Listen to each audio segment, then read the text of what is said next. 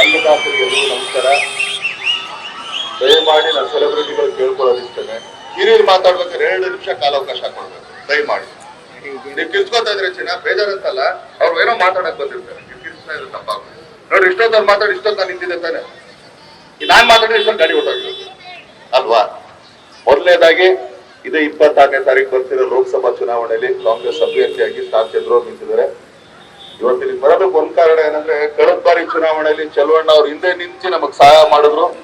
ಆ ಋಣದ ಸಹಾಯವಾಗಿ ಯಾಕೆಂದ್ರೆ ಪ್ರತಿಯೊಂದು ಅವರು ನಾಗಮಂಗಲ ಪ್ರತಿಯೊಂದು ಹೋಬಳಿಲಾಗ್ಲಿ ತಾಲೂಕಲ್ಲಾಗ್ಲಿ ಅವ್ರು ನಮ್ಗೆ ನೀಡಿದಂತ ಸಹಾಯ ನಿಜವಾಗ್ಲೂ ಇದಲ್ಲ, ಇನ್ನೊಂದು 7 ಜನ್ಮ ಉಟ್ಕೊಂಡ್ರು ನಾವು ತಿನ್ಸಕ್ಕಾಗಲ್ಲ. ಆದ್ರಿಂದ ನಮ್ಮ ಅಮೂಲ್ಯವಾದ ಮತನ ಸ್ಟಾರ್ ಚಂದ್ರ ಅವ್ರಿಗೆ ಹಾಕಿ ಚಲುವಣ್ಣ ಅವ್ರ ಕೈನ ಬಲಪಡಿಸಿ ನಿಮ್ ಸೇವೆ ಮಾಡೋ ಅವಕಾಶನ ಮಾಡ್ಕೊಡಿ ಅಂತ ಎಲ್ಲರ ಹತ್ರ ತಲೆಬಾಗಿ ಬೇಡ್ಕೊಳ್ತೀನಿ. Thank you. ನ್ಯೂಸ್ ಫಸ್ಟ್ ನಿರ್ಭೀತಿಯಿಂದ ನಿಮ್ಮ ಪರವಾಗಿ.